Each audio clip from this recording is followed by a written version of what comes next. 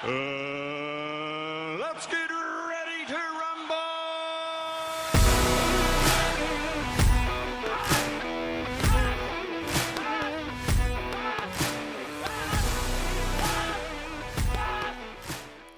¿Qué pasa, hipoglúcidos? ¿Cómo estáis? Bienvenidos a este nuevo episodio de Golpes de Vida.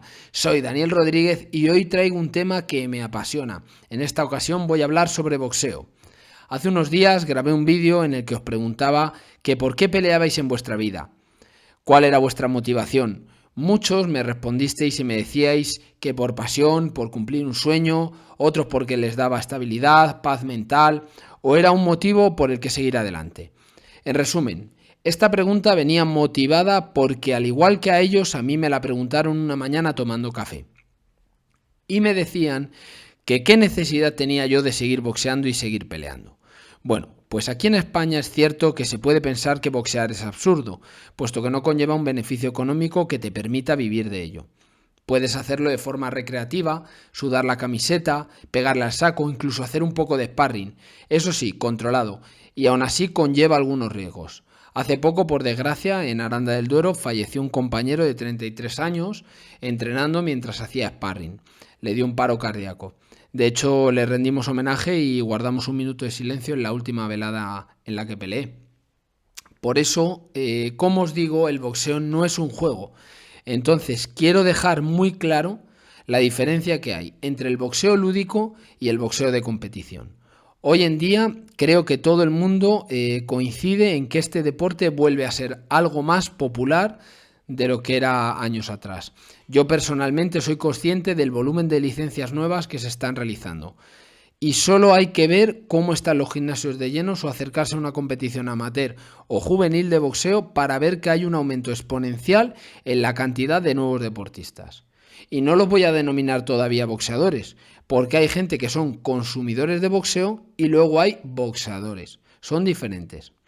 Yo el boxeo siempre lo he visto como una profesión. Me lo han inculcado así y bueno, le he dado un valor que va más allá de lo que puede ser un entrenamiento genérico en el que una persona pueda entrar al gimnasio a descargar un poco de estrés y marcharse.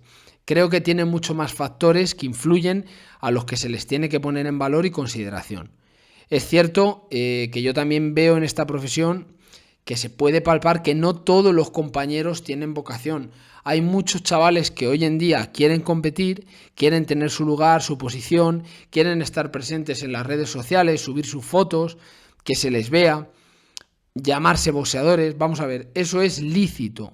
Hubo una época muy buena en la que el boxeo gozaba de prestigio y el boxeador era como una estrella. Hoy en día, pues hay boxeadores que tienen renombre, pero lógicamente hay que tener claro que para llegar donde están han pasado un proceso muy largo y que depende mucho, desgraciadamente, del lugar donde residas.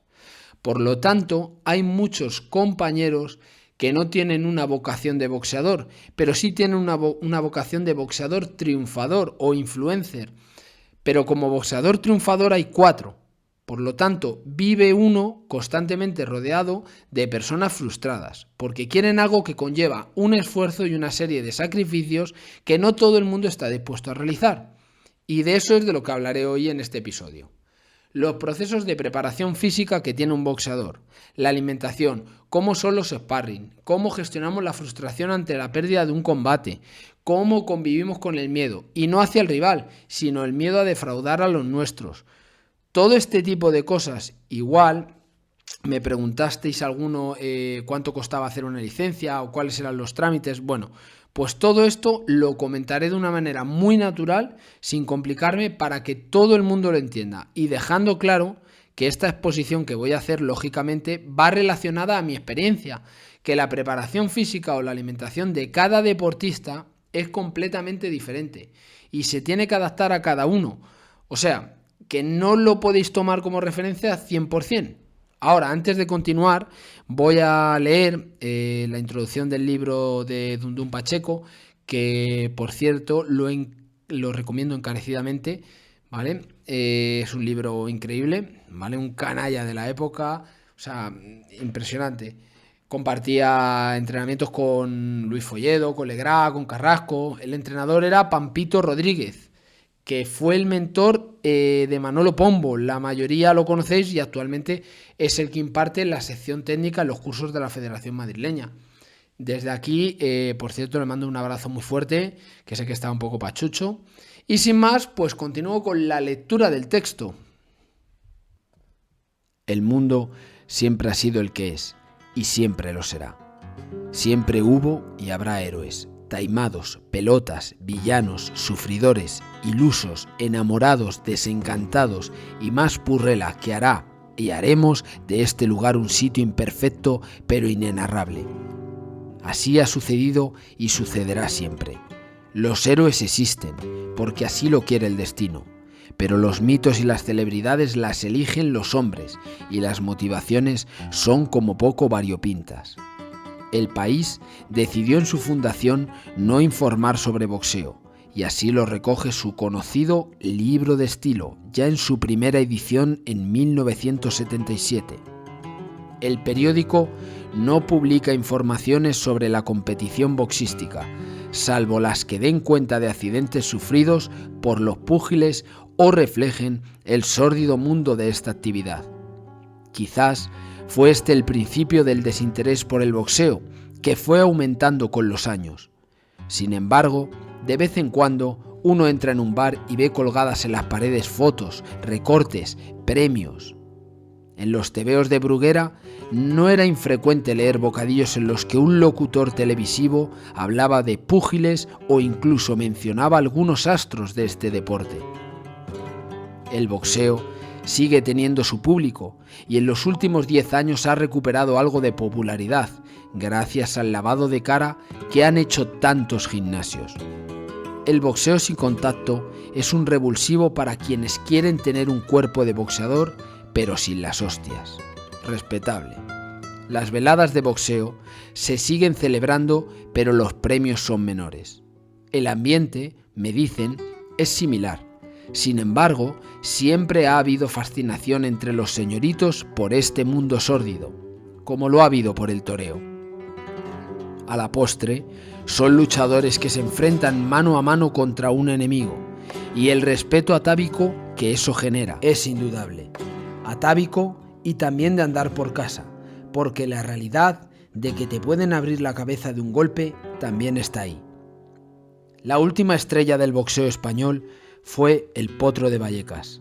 Antes que él estaba Perico Fernández, a quien podemos ver diciendo en un reportaje de Canal Plus lo que le diría a su madre de tenerla delante. ¿Para qué me dejaste en el hospicio? ¿Para que tenga la misma mala vida que tú? Javier Castillejo, 8 veces campeón del mundo, se ha quejado varias veces de la escasa repercusión que tiene el boxeo en los medios. El boxeo, en la época de Dundún Pacheco, parecía estar alineado con las clases más desfavorecidas, y entre el progresismo se debate desde hace mucho el señalar lo que el desfavorecido debería consumir o lo que el desfavorecido desea consumir. Son dos posturas que solo están de acuerdo en una cosa: la existencia de un escalón social. El boxeo se considera un deporte pensado por y para brutos. Pero no sé por qué es más noble televisar programas de telerrealidad donde la diversión está en maltratar psicológicamente a 4 indocumentados. En fin, comparto muchas de las cosas que vienen en el texto. Es una introducción, el prólogo de Jimena Sabadú. Muy interesante el libro, insisto, si podéis adquirirlo porque estaba descatalogado y han hecho una segunda edición. Ahora vamos a hablar un poco de la preparación física que tiene un boxeador, como os digo, muy genérico porque cambia la preparación de un boxeador amateur a un boxeador profesional, pero para que tengáis una idea de qué es lo que nosotros realizamos, qué ejercicios y cómo funciona un poco la preparación física. Bueno, vamos a ver, la preparación física de un boxeador, ya sea profesional o amateur, es parte fundamental para mejorar el rendimiento del deportista y, lógicamente, para reducir el riesgo de lesiones. Tenemos varios puntos que yo destacaría. la resistencia cardiovascular, fuerza y potencia, velocidad y agilidad, flexibilidad, entrenamiento específico de boxeo y por último la recuperación. En este orden. Bueno, yo pondría la velocidad antes de la fuerza. En los entrenamientos a principio de semana trabajamos más la velocidad, fibras musculares rápidas, a medida que va pasando el tiempo y la fatiga es mayor, pues trabajamos la fuerza, que son fibras de contracción lenta. Pero no obstante, todo se complementa. El entrenamiento cardiovascular o de velocidad también es útil en el entrenamiento de fuerza, debido al aumento de resistencia muscular y la capacidad de nuestros músculos para soportar y mantener contracciones más prolongadas, ¿vale? Bueno, ahora en cuanto a la resistencia cardiovascular, va implícita en el trabajo que hacemos diariamente. Este es un deporte aeróbico y nosotros realizamos ejercicios como correr, saltar a la comba, pegarle al saco, con cambios de ritmo. Todo este tipo de ejercicios sirven para potenciar esa resistencia cardiovascular. ¿Cuánto hay que correr en el boxeo? Por ejemplo, que mucha gente me lo ha preguntado, no importa tanto la cantidad, sino la forma de hacerlo.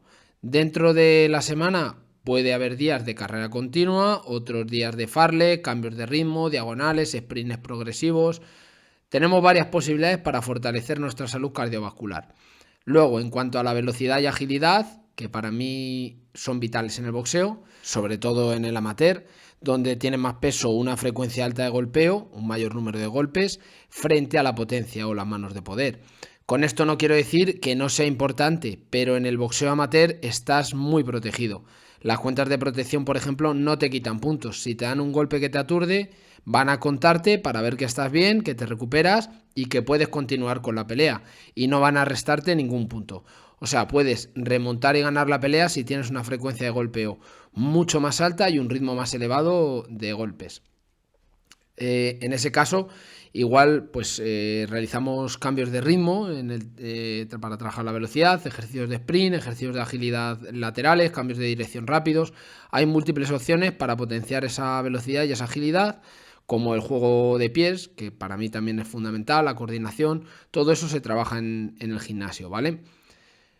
Sigo. En cuanto a la fuerza y potencia, podemos entrenarla de varias formas. Hay ejercicios deportivos de boxeo con pesas o lastres, ejercicios específicos con gomas, poleas, balón o ejercicios complementarios que pueden ser press de banca, cargadas, peso muerto, en definitiva ejercicios de gimnasio, ¿vale? En el entrenamiento de resistencia es verdad que utilizamos material, pero no es completamente necesario. Es más, en la mayoría de gimnasios que se dedican al boxeo como actividad principal, veréis que la sala de musculación es mínima, con muy poquito material. Por otro lado, al boxeador normalmente, depende del peso, no le interesa hipertrofiar. Lógicamente, él, a no ser que sea un peso pesado y que pues bueno, le interese aumentar su volumen, se enfocan más al trabajo, a la fuerza explosiva, a la fuerza potencia. Y yo, por ejemplo, aparte de esto, también integro la calistenia, porque creo que como complemento a la hora de la preparación física, pues es bastante interesante. Ahora, es muy importante realizar una planificación de acuerdo a las necesidades y características de cada deportista.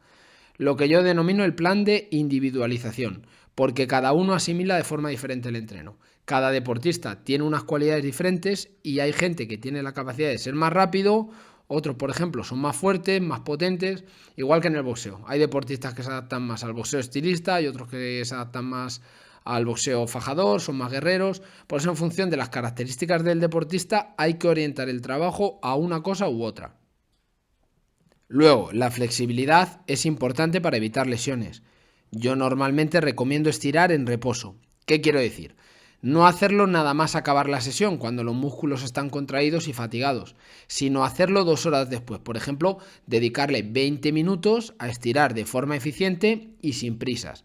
Es importante también tratar de mejorar a través de estos estiramientos el rango de movimiento de los golpes. Hay múltiples formas de trabajar la flexibilidad. Podemos hacer ejercicios con gomas, ejercicios de estiramientos normales, con el propio cuerpo. O sea, hay muchas opciones, ¿vale? En cuanto al entrenamiento específico de boxeo, es el que realizamos en el gimnasio. Podemos hacer trabajo técnico-táctico. Hay también muchas opciones, muchas herramientas. Tenemos el saco, las manoplas, que aquí quiero hacer un pequeño inciso, y recalcar la importancia de realizar un entrenamiento real con las manoplas. Quiero decir que esté orientado a simular una frecuencia de golpeo alta unida a una serie de desplazamientos y a un trabajo defensivo. No sirve de nada trabajar de forma estática con la guardia baja, sacando muchas manos y haciendo el paripé, como veo en muchos vídeos por ahí, donde realmente el que se luce es el entrenador poniendo las manoplas, y honestamente creo que eso no es eficiente en el desarrollo del boxeador. Bueno, continúo. También tenemos la gobernadora, el upper o saco de pared, el punching ball, el sparring condicionado, la escuela de combate. Hay muchas opciones que se pueden dar para tratar de mejorar nuestro boxeo. Y luego, pues una de las ventajas que tenemos dentro de los gimnasios es que hay diferentes tipos de boxeadores.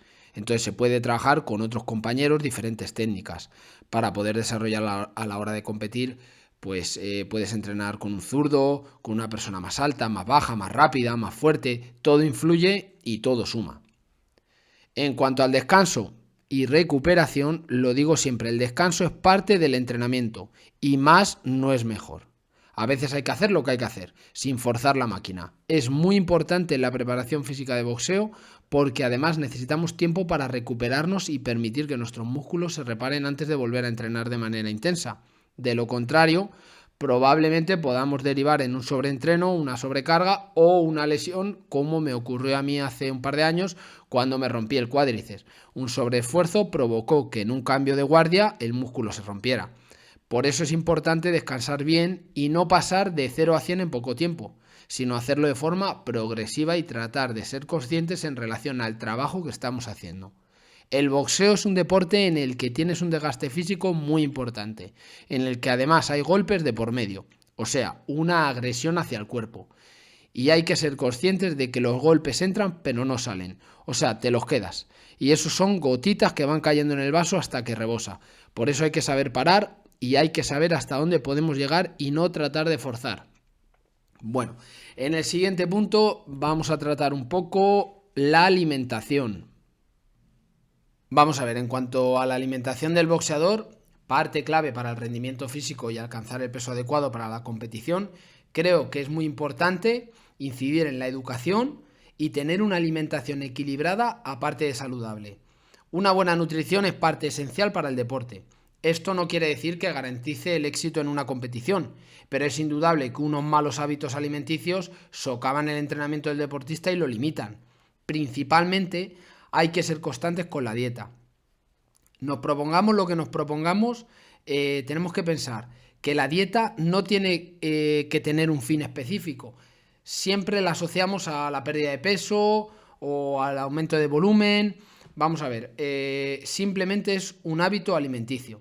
En cuanto al deporte, principalmente tenemos que tener un consumo adecuado de calorías. Nosotros tenemos un alto gasto calórico debido a los entrenamientos intensos que realizamos y es importante que consumamos suficientes calorías para mantener esa energía y evitar la pérdida de masa muscular. La cantidad de calorías necesaria depende del peso, la estatura y el nivel de actividad de cada boxeador. Por eso os digo que no podéis tomar como referencia las calorías que yo consumo porque mis características físicas son diferentes de las vuestras. Yo metabolizo más rápido y quizá vosotros no tanto. Entonces hay que, individualizar y centrarnos en las características de cada deportista. La distribución de los macronutrientes son esenciales, además, esto para la dieta del boxeador, empezando por los carbohidratos, las proteínas y las grasas saludables. Los carbohidratos proporcionan energía rápida, las proteínas ayudan a la recuperación y el desarrollo muscular, y las grasas saludables son importantes para el funcionamiento del cuerpo. Se recomienda que la mayoría de calorías provengan de los carbohidratos, al entorno de un 60%. Luego, seguido de proteínas, que pueden oscilar entre 1 o 2 gramos por kilogramo de peso corporal, y luego las grasas saludables, que aunque son un sustrato importante para la producción de energía, no es necesario consumirlas en grandes cantidades. Es también muy importante diferenciar el tipo de productos que estamos consumiendo. Hay mucha diferencia entre consumir alimentos procesados, no procesados, alimentos integrales, ricos en fibra, bajos en grasa. Luego, dentro de todo eso, hay una ciencia. Aquí habría que sentarse a desarrollarlo de manera eficiente, porque es algo que nos llevaría bastante tiempo. El siguiente punto del que quiero hablar es algo que muchos me preguntan sobre la hidratación, ¿vale? La hidratación es clave. Muchos problemas vienen por el tema de la hidratación. Si nosotros no estamos bien hidratados, lo primero, el rendimiento físico y la recuperación van a ser mucho peores. Y además puede acarrear consecuencias fatales, sobre todo cuando hacemos los cortes de peso. Para conseguir el peso se recurre a una serie de restricciones alimentarias y a esa disminución en el consumo de líquidos y deshidratación. Esto conlleva a una reducción de la fuerza muscular, a una disminución del trabajo efectivo, de la reducción del volumen plasmático y sanguíneo, a un deterioro de la función cardíaca, a un deterioro de los procesos termorreguladores, a una disminución del aporte sanguíneo a los riñones y del volumen de líquido filtrado por estos órganos, a una reducción de las reservas de glucógeno y un aumento de las pérdidas de electrolitos.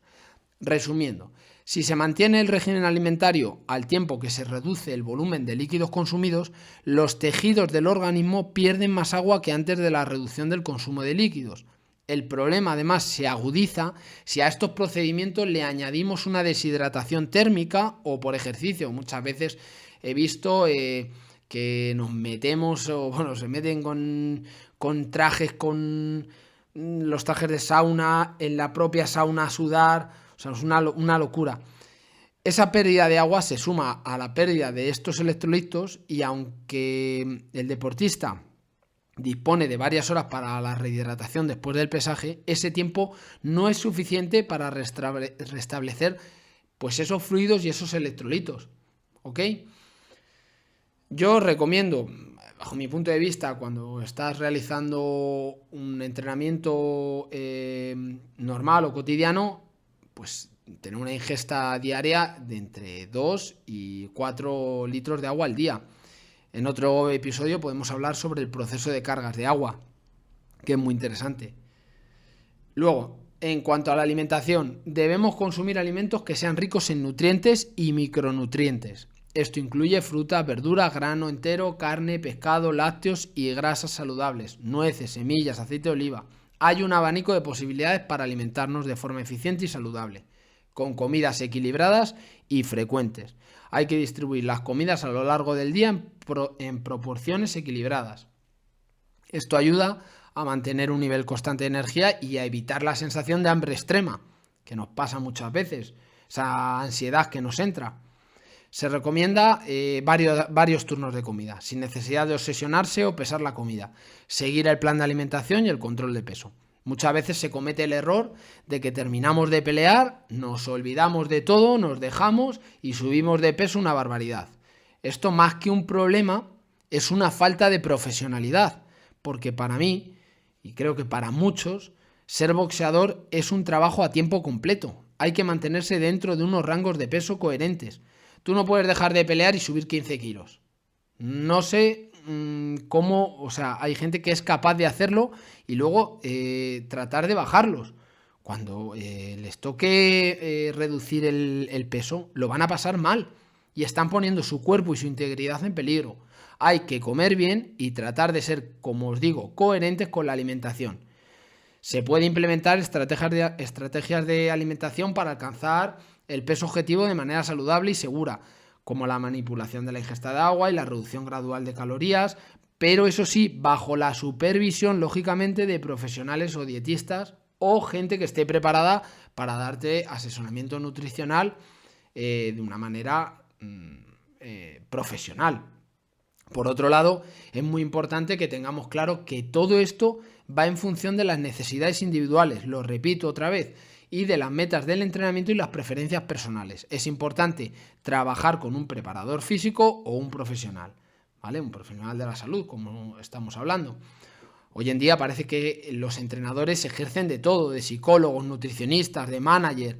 Mi abuelo decía, zapatero a tus zapatos. Hay entrenadores que están muy preparados, pero lógicamente el que mucho abarca poco aprieta.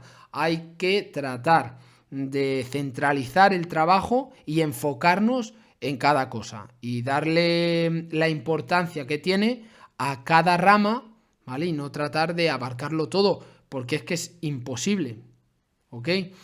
Es un consejo que os doy. Ahora quiero hablar un poco por encima de la preparación mental y los rituales que seguimos previos a una pelea, que yo creo que los hace mucha gente, y después comentar un poco experiencias y los trámites para solicitar la licencia de boxeo en Madrid, y con eso pues vamos terminando. Bueno, la preparación previa o los rituales previos a la competición. Parece una tontería, pero, por ejemplo, cortarse el pelo, darse masajes, comer siempre en el mismo sitio antes de la pelea, llevar algún tipo de amuleto, son prácticas comunes de muchos deportistas. Estos rituales tienen varios propósitos. Uno es el enfoque mental. Nos ayuda mucho a concentrarnos y a prepararnos mentalmente para la competición. Pueden crear un estado mental favorable y además pues reducen un poco la ansiedad y el estrés. Nos ayudan a calmar los nervios y a sentirnos más tranquilos y confiados. Estas rutinas son consistentes y también pues ayudan a generar una sensación de seguridad y familiaridad, lo que a su vez, según dicen los expertos, puede aumentar la confianza en nuestro rendimiento deportivo. Luego, el sentido de esta preparación es una forma de simbolizar y reafirmar todo el esfuerzo que hemos realizado previamente y el tiempo que hemos invertido. Dejamos atrás cualquier distracción o negatividad y estamos listos para competir al máximo de nuestra capacidad.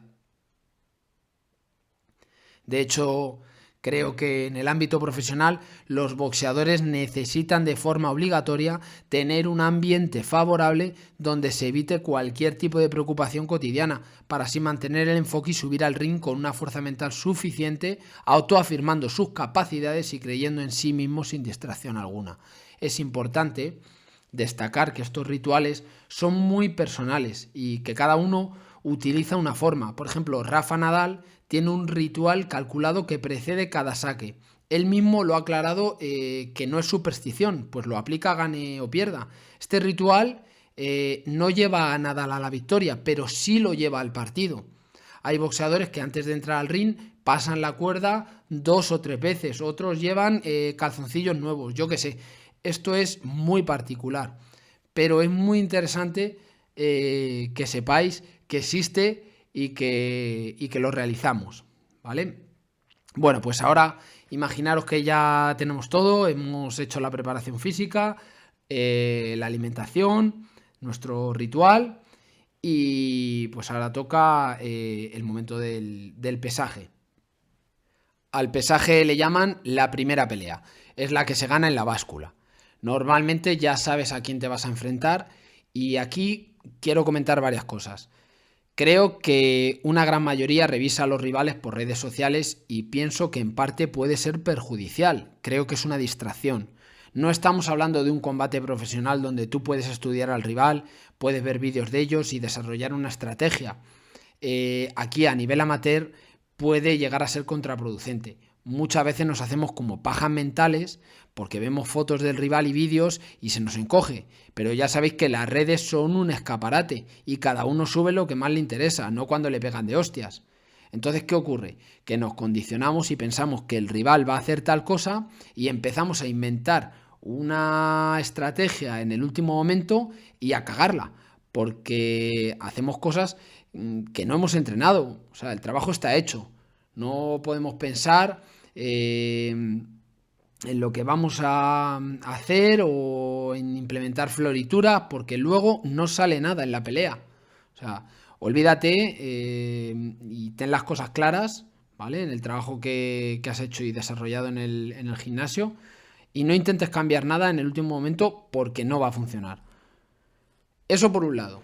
En cuanto al tema de los cortes de peso, el día del pesaje ha habido cosas que me han ocurrido, y supongo que a muchos también, como encontrar que el rival está por encima del peso pactado. Ya empezamos mal. Opino que eso es una falta de profesionalidad y de respeto al rival. Si no puedes dar el peso, no te presentes a esa categoría, hazlo en una superior. Tú estás preocupado en mantener el peso, en mantener una dieta, unos entrenamientos para llegar el día del combate de forma óptima, ¿vale? Y el día del pesaje, lógicamente, de forma eficiente, y presupones que el rival está en igualdad de condiciones. Ahora bien, ¿qué se puede hacer ante esa situación? Pues si alguien da por encima, vamos a pensar que no es mucho y se le va a pedir que sude en el mismo instante y que trate de bajar. los gramos o el kilo que esté por encima. O sea, si no lo dan, imaginaos que no consiguen dar el peso y le faltan, pongamos, 200 gramos. Aquí es la parte contraria los que tienen que aceptar el cruce. Normalmente se suele aceptar y no se suelen caer las peleas, ¿vale? Pero ya, como os digo, vais en parte condicionados o vamos condicionados. Otra de las cosas que también sucede, pues que los rivales se pesen en dos momentos diferentes del día. Si el pesaje está pactado a las 6 de la tarde, los dos boxeadores tienen que estar a las 6 de la tarde y pesarse los dos en el mismo acto. No puede ser que uno se pese por la mañana en un sitio y por la tarde se tenga que pesar el otro y que además no se le comunique, que eso es lo importante. O sea, si una persona se pesa a las 10 de la mañana en un sitio y el otro se pesa a las 6 de la tarde, el que se ha pesado por la mañana tiene mucho más tiempo para recuperarse, rehidratarse y descansar que el que se ha pesado a las 6, lógicamente. Por lo tanto, ya no están en igualdad de condiciones, porque además no se ha avisado y yo creo que es que eso no es normal ni lo concibo. O igual que se pese cada uno en sitios diferentes a una hora pactada. Bueno, se puede hacer, pero hay que acreditarlo. Ambos boxeadores necesitan garantías, que son los que se van a dar de hostias. Es verdad que todo está muy controlado y que hay una federación de por medio, pero hay muchos chavales que suben a la báscula temblando. No saben ni por dónde les pega el aire y confían en la gente y luego lo pasan mal porque se llevan decepciones. Por eso las cosas bien hechas bien parecen y si no, pues no se hacen. Que aquí está en juego la integridad física de un deportista. Bueno, dejando estas pequeñas anécdotas y opiniones a un lado, una vez dado el peso viene el momento de la recuperación. Recuperamos primero bebiendo líquidos. Si estos contienen sodio, la recuperación es mucho más rápida porque vas a tener una retención de líquidos mayor. Y el último proceso de recuperación que tuve yo, por ejemplo, pues fue bastante bueno. Para la última pelea me lo mandó nuestro nutricionista en el gimnasio y la verdad que fue impresionante, me recuperé bastante bien y me sentía bastante fuerte. No me vuelvo loco comiendo, o sea, como de una manera normal, porque hay muchos boxeadores que terminan de pesarse y pues eso, se lían a comer pizzas, hamburguesas, de todo. O sea, creo que igual la recuperación tiene que ser de una forma gradual y equilibrada y que eso te permitirá, lógicamente, asimilarlo mejor y llegar más fuerte al combate. Bueno, después tenemos la pelea, que ahí ya vas enfocado y no voy a incidir mucho. Yo creo que podemos hablar de eso en otro episodio, ¿vale? Y es verdad que, pues bueno, tienes cierto, ¿cómo os digo?, respeto, ¿vale? No miedo. El miedo surge más que hacia el rival, surge hacia generar una decepción a los tuyos, ¿vale? Y que, pues bueno, no consigas estar a la altura o empiezas a boicotearte a ti mismo, no me van a ir las piernas o no voy a ser capaz de hacer esto. Empiezas a pensar cosas que no han sucedido y que probablemente no sucedan, como siempre, y entonces pues muchas veces te bloqueas y es el miedo que te puede surgir o se puede generar en el momento previo a la pelea. Porque una vez que estás arriba, creo que el miedo se pierde y estás ya centrado en desarrollar tu trabajo. En cuanto al tema de la pérdida de un combate, el ganar o perder, pues bueno, eso también es algo muy personal y va en función del valor que tú le des a ese hecho. Pero bueno, como os he comentado, ante la pérdida de un combate de boxeo puede ser difícil de gestionar emocionalmente, pero es importante tener en cuenta que forma parte del deporte, es parte del proceso, que todos los boxeadores experimentan derrotas en algún momento de sus carreras y bueno, os comentaré brevemente algunas estrategias para gestionar la pérdida de un combate que espero que sean beneficiosas. En primer lugar, pues bueno, hay que permitirse sentir las propias emociones. Es normal sentir tristeza, frustración o enojo después de una derrota. Hay que permitirse sentir esas emociones y darse un tiempo para procesarlas. No reprimirse ni ignorarlas, ya que es parte del proceso de recuperación emocional.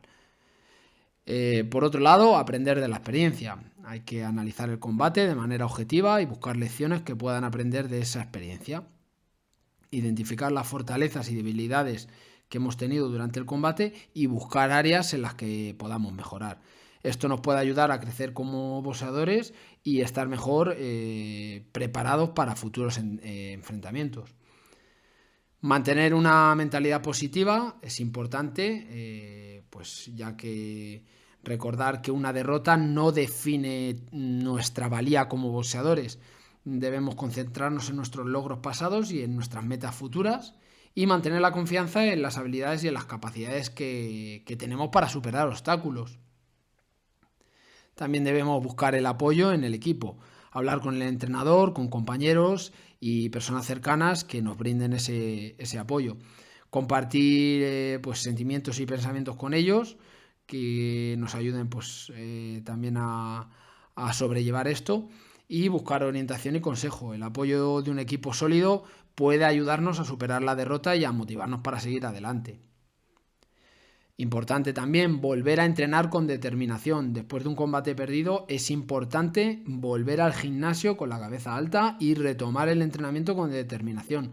Utilizar la derrota como una especie de motivación para mejorar tus habilidades y trabajar en las debilidades.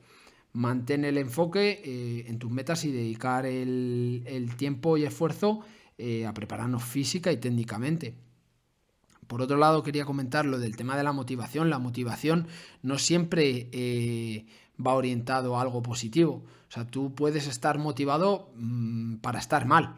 O sea, siempre hay una motivación. La motivación siempre existe, siempre está presente, pero no está solo asociada a algo positivo. ¿Vale? Hay momentos en los que pues, la motivación o la situación en la que te encuentras te motiva a estar triste o decaído, o sea, es algo normal, ¿vale? En el punto siguiente, pues aprender a manejar la presión. El boxeo es un deporte de alto nivel de presión y hay que aprender técnicas de manejo de estrés y de control mental, es real, como la visualización, la respiración profunda y la meditación. Esas técnicas nos pueden ayudar a mantener la calma y a controlar emociones en futuros combates, ¿vale? Y recordar eso, que las derrotas son parte del proceso de crecimiento y desarrollo como boxeador y que aprender de ellas es un paso, que hay que mantener esa mentalidad positiva y continuar trabajando duro para alcanzar las metas que nos propongamos. Bien, y ya para concluir os voy a comentar brevemente cuáles son los trámites que hay que realizar para solicitar la licencia de boxeo amateur aquí en Madrid y cuál es la documentación necesaria que tenemos que presentar.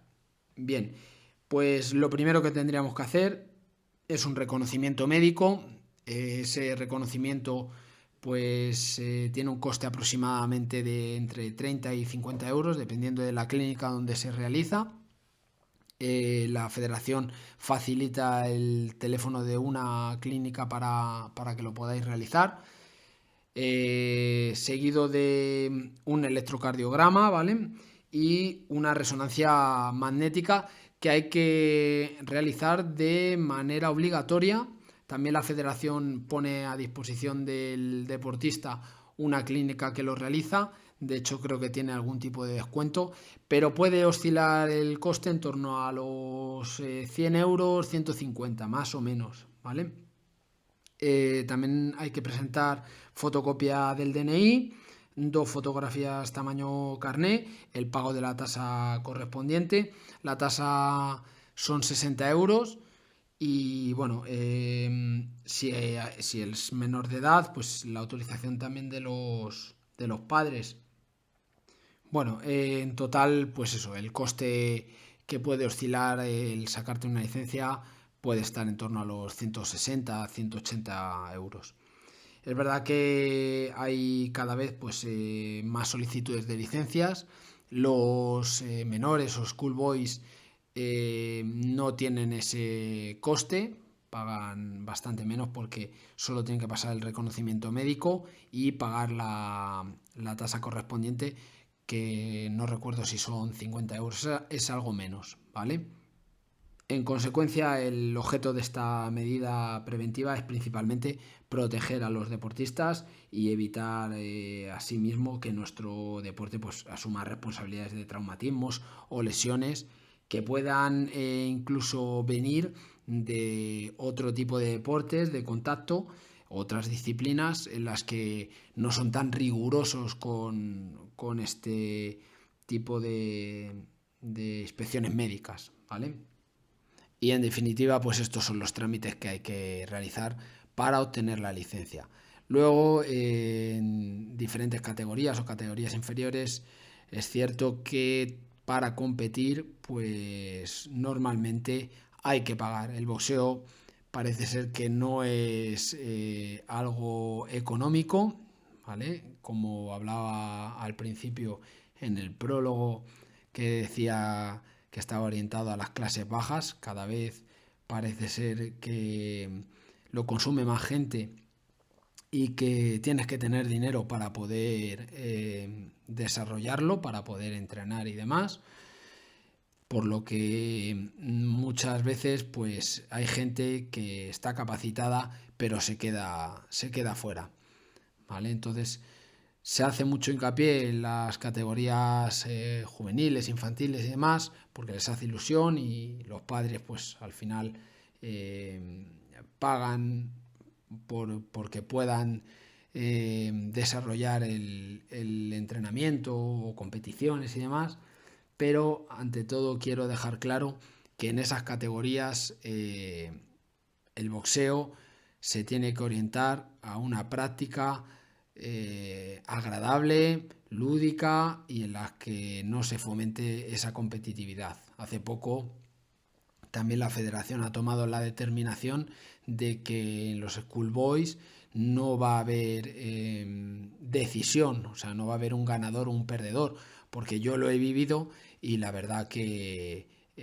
no todos los chavales tienen la capacidad emocional para gestionar esa pérdida, lo que hablábamos antes, ¿vale? Y bueno, creo que es una medida que han tomado de forma inteligente y que se podía haber aplicado antes, pero nunca es tarde si la dicha es buena. Y ya para concluir voy a leer un pequeño texto que he escrito aquí y con eso me despido. El boxeo es mucho más que un deporte de combate. Es un reflejo de los valores fundamentales del esfuerzo, la dedicación y la perseverancia. A través del boxeo, los boxeadores aprenden a enfrentar desafíos, a superar obstáculos y a desarrollar una mentalidad de campeón. El boxeo enseña el valor del trabajo duro y el sacrificio. Los boxeadores se esfuerzan día tras día en el gimnasio, entrenando incansablemente para mejorar su fuerza, velocidad y habilidades técnicas. No hay lugar para la mediocridad en el boxeo. Solo aquellos dispuestos a darlo todo pueden alcanzar la grandeza de subirse a un ring. Además, el boxeo fomenta el respeto y la disciplina. Los boxeadores aprenden a respetar a sus oponentes, a sus entrenadores y a ellos mismos. Aprenden a seguir las reglas, a mantener la compostura y a aceptar tanto las victorias como las derrotas con humildad. El boxeo también es un deporte que promueve la determinación y la valentía. Los boxeadores se enfrentan a sus miedos y se paran frente a un oponente decididos a dar lo mejor de sí mismos. Saben que cada golpe recibido es una oportunidad para levantarse aún más fuertes y continuar luchando. En última instancia, el boxeo es un recordatorio de que nada en la vida viene fácilmente. Requiere esfuerzo, dedicación y una mentalidad inquebrantable. Pero a través de ese esfuerzo y de esos valores, los boxeadores encuentran el camino hacia el éxito y la superación personal. Así que, ya sea que estés dentro del ring o que simplemente admires el boxeo desde afuera, recuerda siempre el valor del esfuerzo y los valores asociados a este deporte. Aprende de los boxeadores y aplícalos en tu vida cotidiana. El boxeo nos enseña que con determinación y trabajo duro podemos superar cualquier obstáculo y alcanzar nuestras metas más altas. Gracias.